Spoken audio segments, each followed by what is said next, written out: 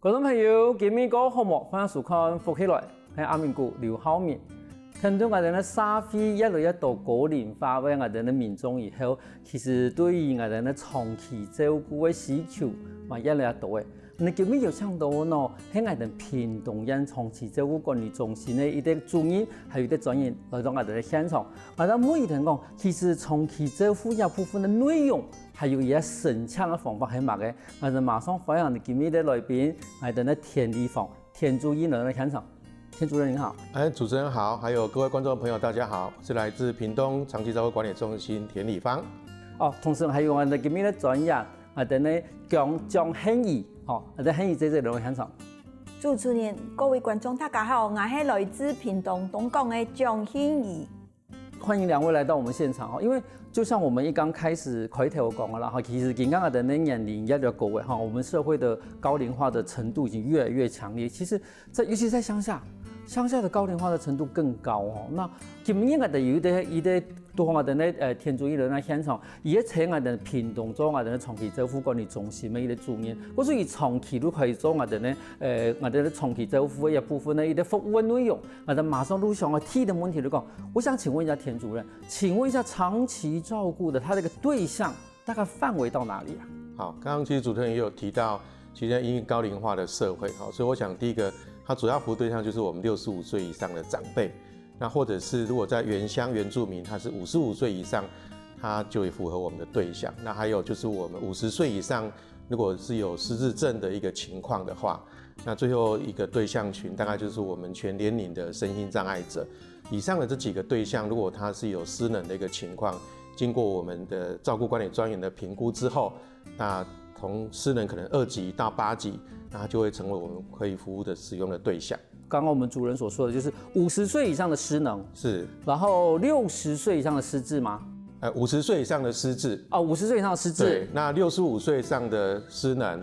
那在原鄉是55歲就符合。所以說65歲的跟原鄉是55歲，對，一般平地的話是65歲，對，然後50歲以上是失智，是，它就算是我們長照2.0的應該說長照系統的一個服務的範圍。對對對。那假如說我今天有這樣所謂的失能的，是要到所謂的2到8級，是不是？是。那所謂2到8級是什麼意思啊？因為我們失能有分它比較輕跟程度可能比較重的，就像可能他已經全癱在床上的。那在2級，它可能就是行動不是很方便，包括含生活的一個自理，可能是有些不同程度的困難。所以我們依照他的行動能力啦，依照他生活的困難程度去區隔出他2到8級。那我們會有一個評估的量表來評估他是會落在哪一個等級。那這個等級會涉及到他生活需要多少的協助，也就是說，當你需要越多協助，政府會給他每個月使用的這個額度就會稍微比較多一點點，好來支持他繼續能夠在家生活。嗰時講今年啊，唔過喺某個標準，可能有啲人係網到。有的人可能有糖尿病，然後有的人可能有癌症，就疾病的方面他不管，但是他造成了他失能的那個等級來分就對了。是。可是剛剛主任有提到一個東西，說，假如說你等級越高的話，那你會得到政府這一部分的一個算是額度嗎？是。什麼叫額度啊？我們講的額度其實就是每個月的補助的經費啦，那等於是說，因為長照2.0你的項目其實還蠻多的，那每個不同的項目它進去服務的時候，它其實使用上額度的費用就不大一樣。所以比如說，它如果是使用這個居家的，它可能以這個每半個小時去算，那如果它知道日照，可能用半天去算，所以它其實可以有不同的選擇。那這個就是我們照顧計劃裡頭要去訂定的，也就是說，依照他喜歡在家還是到社區，然後他的失能情況比較需要什麼樣的服務，或者什麼是家人可以做，什麼家人比較希望來幫忙的，那透過這樣的一個組合，那每個月他的額度的上限可以去做使用。那其實超過了也沒有關係，但是這個部分就會變成是要家屬來自己負擔這個部分。那在他額度以內的，那政府會依照他的經濟身份的等級來給予適度的補貼，好支持他們。其實可能不用負擔很多的費用，那一樣能夠保有一些生活的基本的滿足。可是有冇額度的意思講，唔係講政府補我哋呢度錢，唔係，不是不是政府给我们多少钱，是，而是说政府给我们一定的一个额度内的一个使用，对，然后这部分的使用的服务费是由政府来付。是，就是等于如果其实都时间啊，等在一个标准里边有天一 keep 到天派 keep 的时间，政府有冇去按压图本去用吼？睇按压图以内，你可以先用这个服务。啊，头东还在注意有共同的贵创业讲，这个服务可以分为在居家或者是到社区。是，那这个是依据我们的个案本身的状况，还是说个案本身的意愿的去来决定说他今天是要在居家还是要到社区里面去？好，其实是依照我们个案的本身的意愿跟状况了。好，那但是其实我们还是蛮鼓励，其实我们的长辈可以到社区去服务的哈，因为事实上在社区里面有他可能同样都在村里面的这个过去的邻居啦、好友啦，那因为大家一群人在一起。事实上，它也比较能够自然的一些活动跟交流，而且因为在居家去的时段可能比较片段，他没办法整个半天或整个天都陪伴在家里头，所以如果他今天到，比如说我们社区的日照中心，那他可以半天一整天都在我们的照顾中心里头，那这时候家属他就可以去工作也好，去忙他可能想要忙的事情，所以我想其实我们是很鼓励。我们的这个长辈可以多使用社区式的服务，当然还是要看不同的需求。那这个也是长照2.0的特色哈，就是过去我们的照顾大概可能有的人会请外籍看护工，那有的照顾实在有困难的，可能就会送到机构去，就会离开他的家里。那我们2.0非常强调是在地老化，也就是说他一样能够生活在家里头，生活在他熟悉的社区里头，不会觉得他离开家好像。这个不安全感，或者是家里的人可能会不会慢慢就不大去看他了，好，所以很重要的是我们就是把服务不是冷冻，而是服务改变送到家里头跟送到社区里头，可以提供服务的目的。因为头先我哋咧注意讲，我哋贵创业为了重点，我哋咧长期照顾2.0嘅部分。我希望講，他個人可以睇採體老化。如果以前行啊，可能我因為講我哋老啦，我哋係用人啊，或用老人啊，都是就我哋我真的會講講，生意呢唔好來看我哋。但是其實更加長期照顧2.0嘅希望講，唔可以睇碌下慢慢嚟落，睇碌個好老化一啲好處有得乜嘅呀？第一還是屯人嘅生意呢係強下，但是我哋好想講。生意呢喺強下法，係咪會打攪到生意呢去上班啊？但是頭都主任講過，你看，其實我們可以沙期的日間中心嘛，哈，就等於說跟上班一樣啊，就是等我們去上班，小朋友去上班，然後那邊有人照顧。那我想問一下，可能係姐姐，你比講起沙期啊，沙期，曾經的日間照顧中心的多嗎？多啊，每鄉鎮全部有一隻，像內部的就兩個。屏東市有3-4個，等於講佢而家喺屏東沿路每個鄉鎮都有一個日照中心了嗎？有的鄉鎮還蠻有安尼。哦，那這樣子的話，其實是未來的整個日照中心的一個計劃，它的數量大概會有多少啊？好，因為我們其實是很希望這個日照中心就在它的社區生活圈裡頭，所以其實現在政府的政策是一國中學區就要設置有1處的日照。這是至少的基本，對，所以以屏東縣來講，我們33個鄉鎮，但是我們有40個學區。那其實我們現在已經有52處的日間照顧中心了，但有的像屏東市，它人口比較密集，就會有比較多的一個數量來提供。那大概現在目前服務量大概都有80%左右，哈，也就是說，事實上因為我們的老化還在持續進行當中，所以我們現在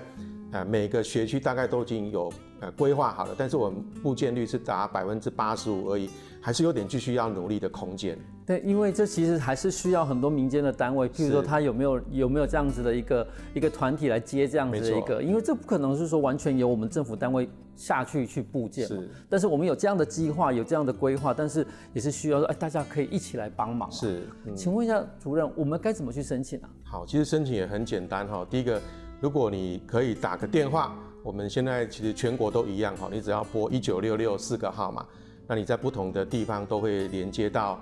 在地的縣市政府的專線的接聽的人員，好，所以你打一通電話，留下基本資料之後，我們就會派專員到家去做評估，那後面整個服務就會開始幫忙，其實是銜接起來。那如果覺得打電話不是講得很清楚，你願意直接到我們各地的長期照顧管理中心，或者是我們在各鄉鎮，目前我們有18個分站，你到我們的分站去，其實也可以，這個在網站上也都查得到。那另外有一种可能他不是在家的时候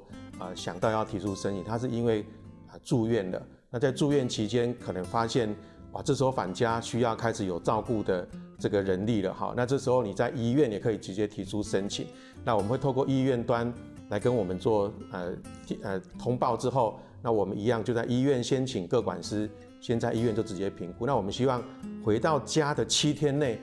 服务就能够这个帮忙到家里头去，希望把这个时间给缩短起来。那这个当然是自己主动申请。那我知道有一些这个家庭可能是他知道，隔壁邻居好像有人在申请啊，有一些服务的单位，那其实如果透过他们帮忙代为申请，包括在网站上面提出这个申请，都是可以的方式。所以方法很多元，那只要能够让我们能够知道，那其实我们就会主动派人到家里头去，是真的非常方便。观众朋友，你偷偷有听到我哋主任讲嘅4个步骤冇？那休息下我同我同讲，嗰種申請以後，我有8個步驟要去完成哦，馬上過來。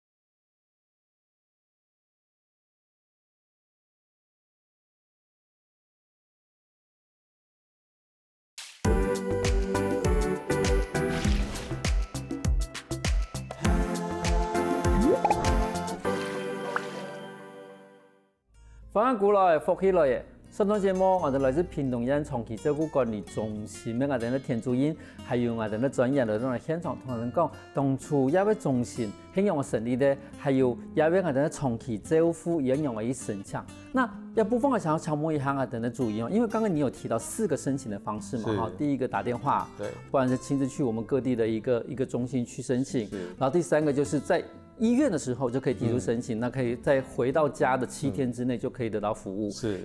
以及就是假後到修補啦，對，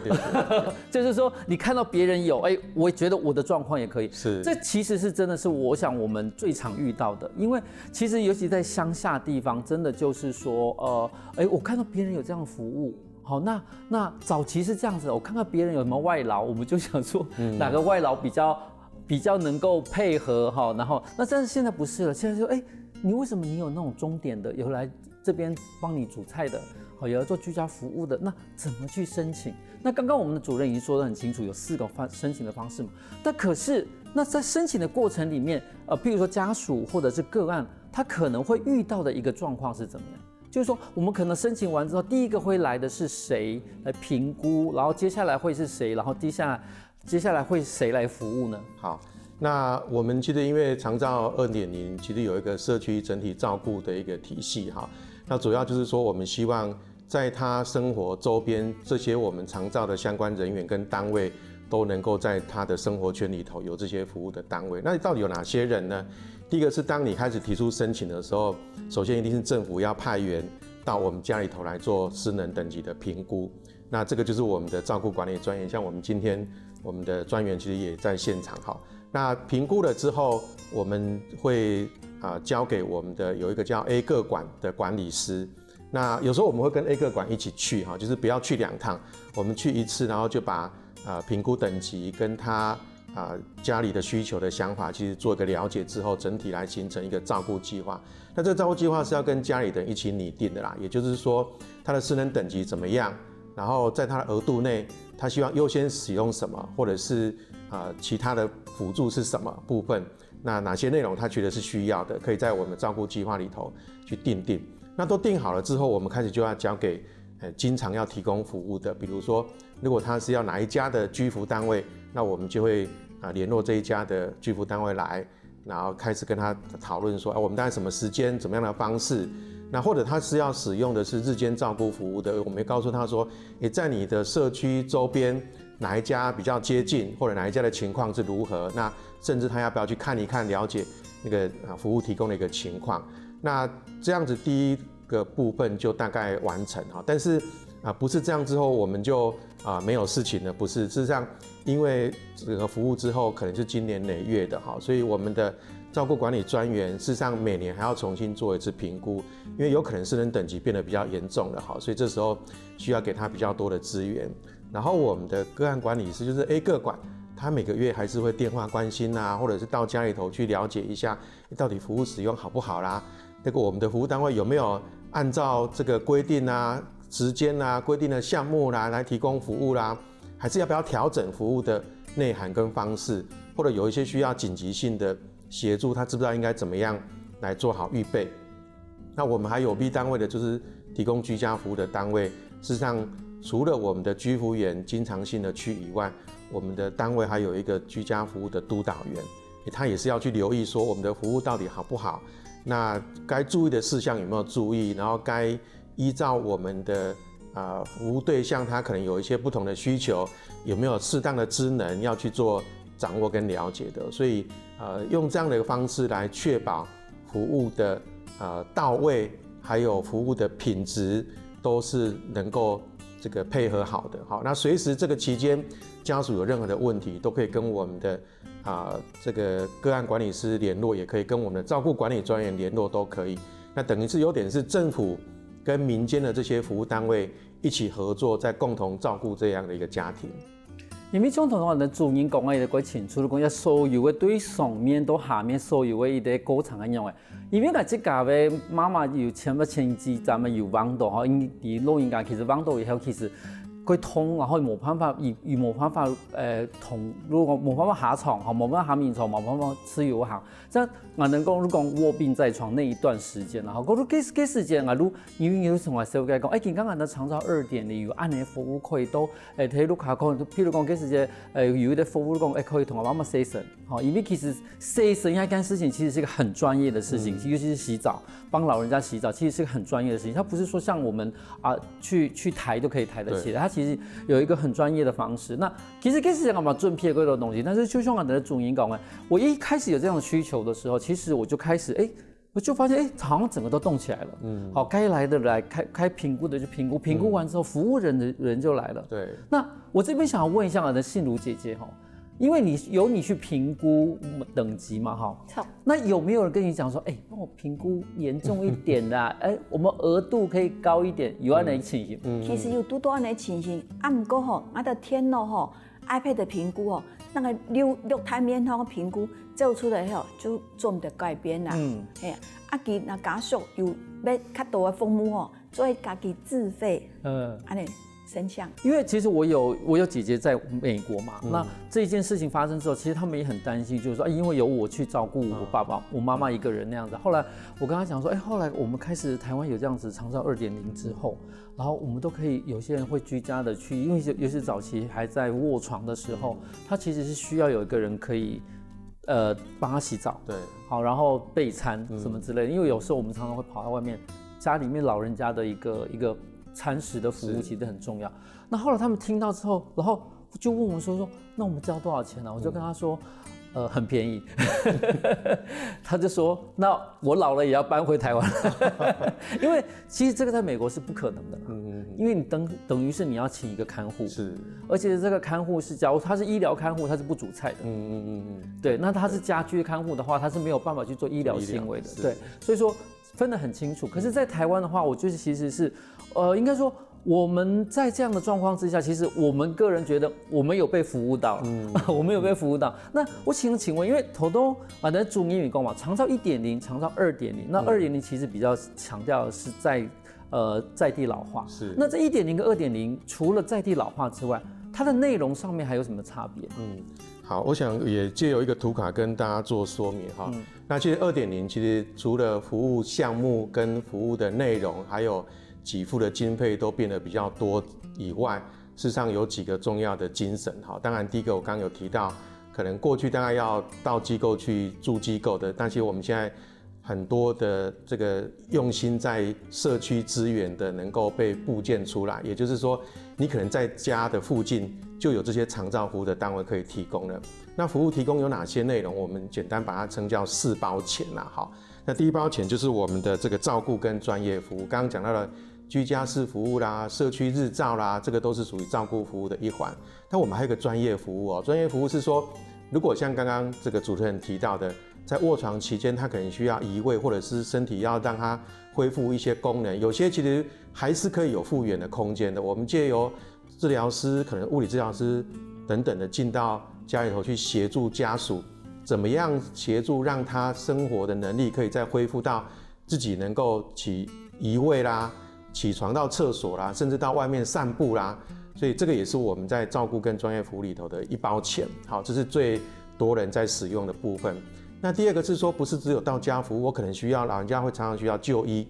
那我们会有长照专车。好，所以这个如果他需要到医院去看诊的话，那可以预约我们的长照专车。这是第二包钱，是独立的，是可以使用的。那第三包钱是我们的辅具跟居家无障碍环境的一个改善。那也就是如果我们常看到了，就是像轮椅啦、气垫床啦、病床啦，这个因为真的失能到比较严重，需要靠辅助器具让它维持生活的一些功能的话，这些辅助器具也是有补助的。好，这是第三包钱是可以好来利用的。那第四包钱是我们的照顾者的喘息服务啊。好，那叫喘息的意思是说，其实除了原来的居家服务以外，如果我们的家庭照顾者像刚刚主持人提到的，我今天可能临时有事要去加班，还是我刚好有这个朋友有事情要出去办事情，我需要临时的服务，那这时候就可以申请我们的喘息。也就是说，我们让照顾者再多一点点的这个时间跟这个机会，可以减少他照顾的负荷。这时候可以休息也好，还是去做他其实可能原本想要做，而只是因为被照顾绑住的这些事情。那这4包钱是我们现在长照 2.0 其实一直在宣导跟鼓励大家可以来使用的一个部分。而且这4包钱是最花钱的部分。是，也是真的，因为从头中我哋主演讲到要4包钱吼，其实拢我哋其实也应该讲，我哋嗰度面临到老化是一最强度的4条钱。好，就头中我哋主演有讲到讲，譬如那福建啊，好，然后有碌卡改善，尤其係碌卡改善嘅部分咯，因为我当初碌卡申请嘅时候，冇想到其实也会保的地方，马上就碌卡改善了，因为其实在我们以前在所谓的家居空间里面，其实我们从来不会去设想到我们老化的时候该怎么办。对。可是那个时候，幾時間我哋咧幾度轉人啊，後冇我哋嘅微生物嘢都來以後，因為我媽媽幾時要用個4腳的那個4腳管，對4腳管的走嘛。但是以為像我講，我哋咧聽嚟係咪貼板啦？好，也可以補助我們做止滑墊，然後甚至在某一些地方可以做一個扶手，对，尤其是像厕所的部分、扶手的部分。嗰種我想講唔單止有啲服務嘅部分，還有我哋嘅硬體嘅部分。你碌下地方，因為其實我哋用嘢都冇冇幫過啊，都唔啲嘅地方規劃啦。係，嗰種唔幫過一排時候，你都發現錯過佢某個地方改善，佢一部分嘅東西其實政府嘛同我哋想到嘅。他同我哋注意有最賣講到嘅喘息服務，因為其實照顧人佢強，照顧人很累。可是其實有時些嘛，愛休息一下，好，可是有按你喘息服務去給你。嗰一部分很熱嘅，我想問一下，因為你這個係第一線嘛，看你這個有影響過什麼個案？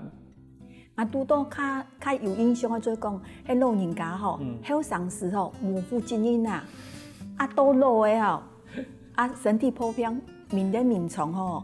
家屬聯絡長久，將聯絡到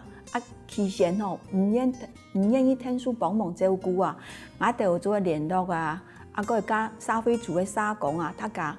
應對溝通啊，normally就聽數嘅照顧啊，因為長照2.0有當到嘅服務員啊，個社會處嘅社工啊，偏遠嘅社工啊，送產員啊，個居督啊，護理師啊，嗰啲多年嚟幫忙佢，家屬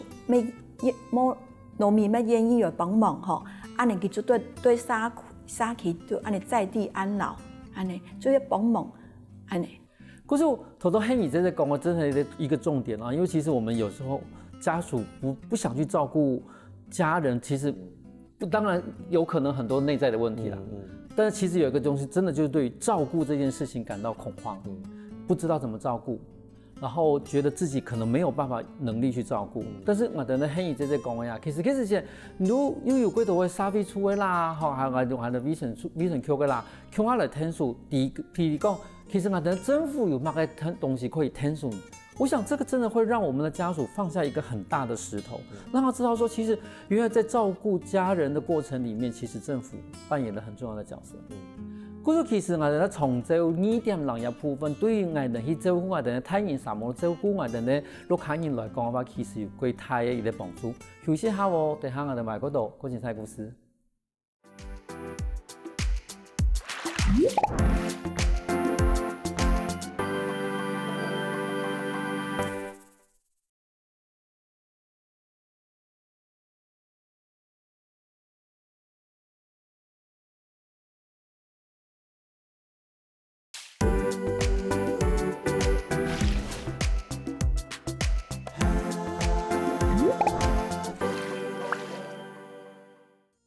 翻古来福起来，上一节目我哋来自屏东县长期照顾管理中心嘅我哋田主任，还有我哋专员同我哋讲，其实睇我哋照顾地位，唔单止係我哋家屬，同我哋照顧人全部都歸從業為的一環。我想請問一下主任哈，因為其實剛剛有提到的，就是說，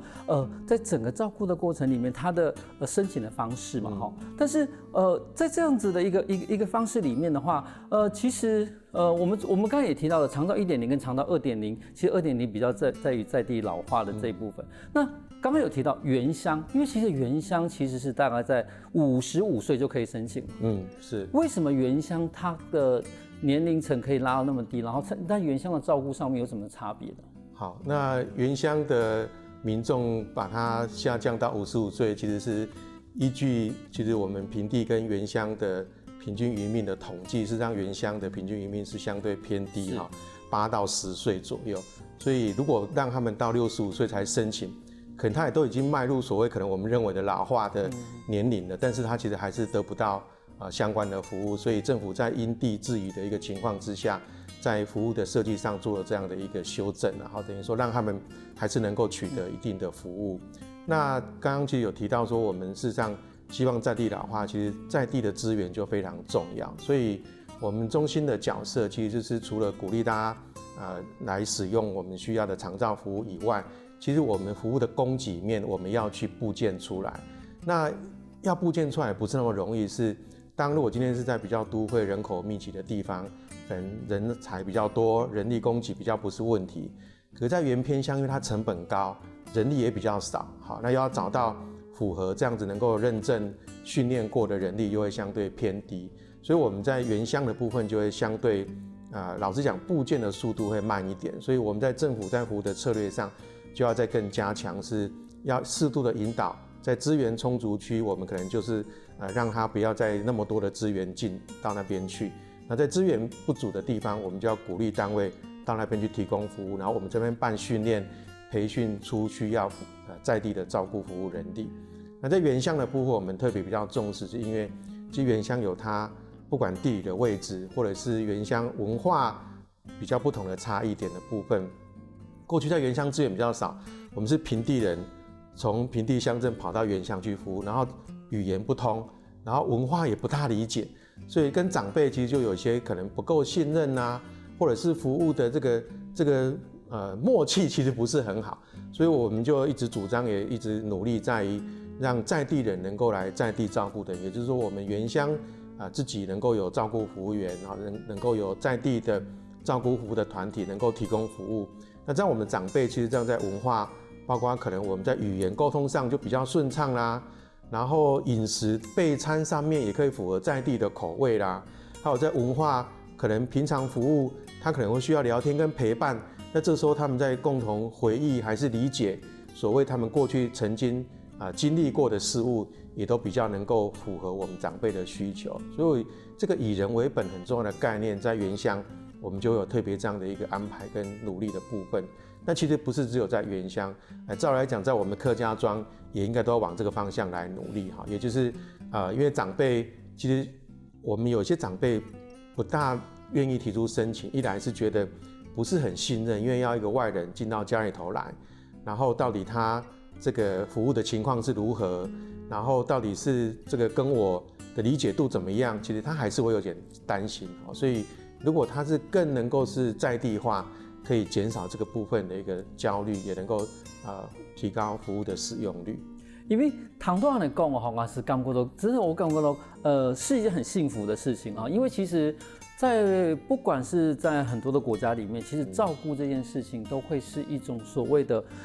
有一种高低的感觉，对。就是说，今天我是照顾你的人，好，会有一种比较高的那种感觉。可是我刚刚听主任的那种讲法，如果因为希望讲，今天的人照顾，唔要讲用一种过国的态度去照顾。其實我希望講，到當天以後，唔講聽下啲原住民的沙期，冇聽下啲客家人的沙期地方，如果可以講當天嘅話，用當天最好嘅字眼，好最正確嘅字眼，去同下啲咧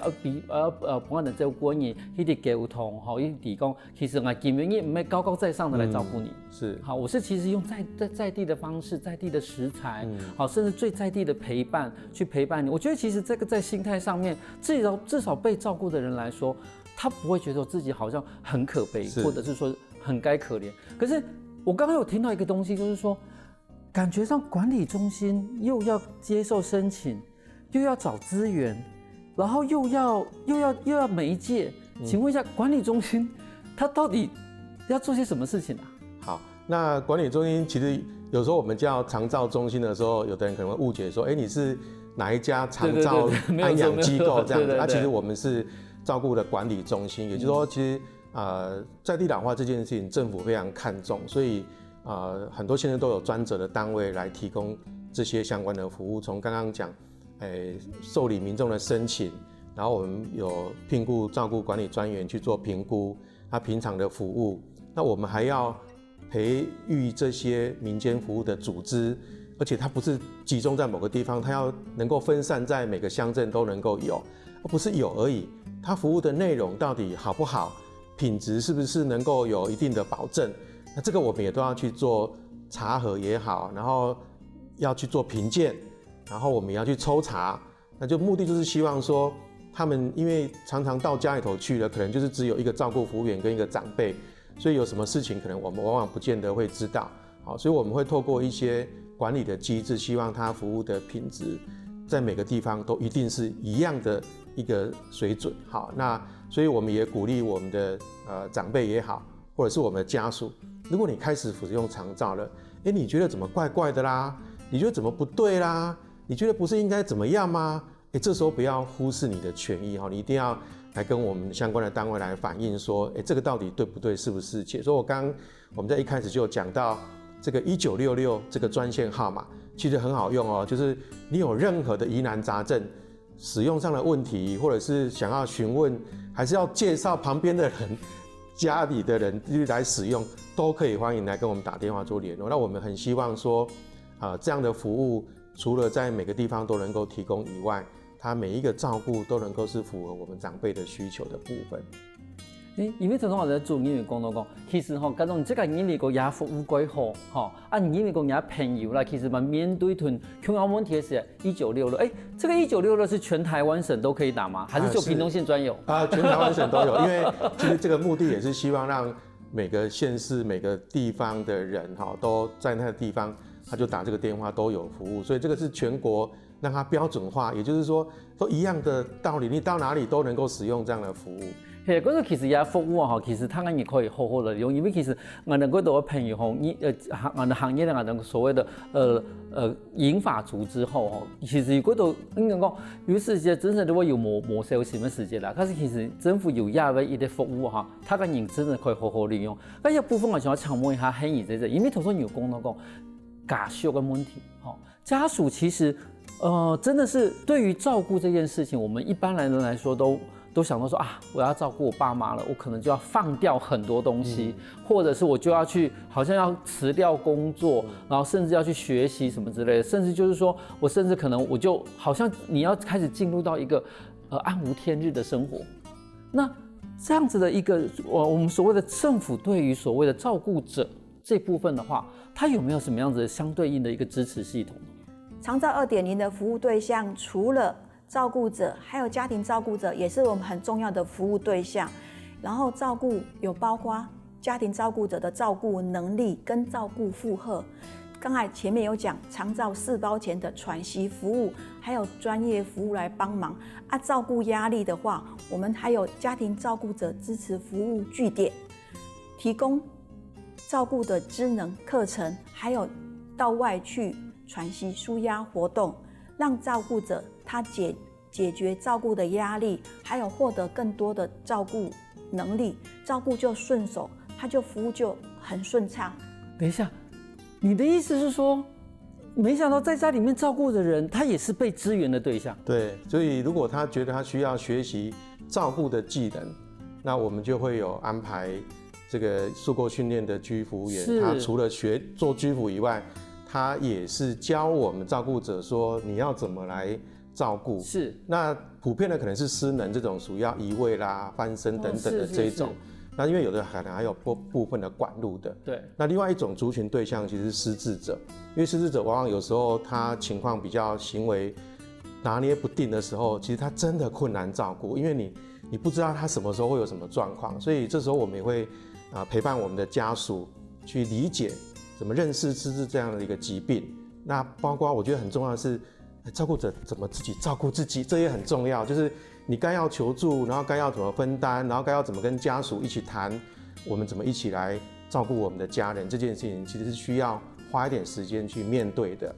对，那这个要做一些学习。那可是问题是在这样的状况之下的话，都是由管理中心这边来负责吗？我们其实也会跟我们的民间单位一起合作，所以刚刚我们专员提到的家庭照顾据点，也就是我们的民间单位，它会有一样是我们的社工员。如果我们去评估到说，这个照顾者压力好像蛮大的哦，或者是他觉得有那个心，可是觉得他的能量一直觉得很困扰、很担忧，那这时候我们就会跟他邀请说，你可能需要我们的帮忙，要不要我们一起来做点什么事情，或者是找些时间让他放松，找一些其他共同是照顾者的人一起交流跟分享。那我们昨天其实也办理出游的活动，就是跟着家属带出去走一走，就是在调整一下那个心情。所以一样，我们的目的是除了提供被照顾者的服务以外，也支持我们的照顾者。事实上，他自己真的也很重要。对，我觉得这非常的重要。对。而且长期做下来，其实你会很需要一个支持的力量，而不是说那就是你的工作。对。嗰個其實聽下哋從這種意點人嘅嘢制度底下法，你會發現到講其實政府部門同我哋實上嘅舉動嘅情形，唔單止講我哋愛俾照顧嘅人有幾好嘅一個制度以外，同時照顧病人嘅人，而家嘛有個支持的那一種。今天非常謝謝兩位來到我們現場，跟我們分享那麼多長期照顧的故事。謝謝主持人，謝謝大家。那我想最後還是借這個節目跟大家呼籲，其實照顧是一條漫長的路哈。那我們其實政府很希望在因應越來越多我們高齡的家庭，事實上在照顧的路上，其實你可以多使用政府來提供的服務的資源。那或許剛開始你有些擔心，但是你就試着，我想去詢問一下，那逐步的開始，其實這個隨時都可以做調整。所以如果有任何的問題，我想全國各縣市政府都設有這樣的一個長期照顧管理科，或者是長期照顧管理中心，我想他們都會很樂意來跟大家做諮詢跟服務。那希望未來照顧的路上，大家一起陪伴。謝謝。休息一下喎，等聽下咱先落來傾下運動哦。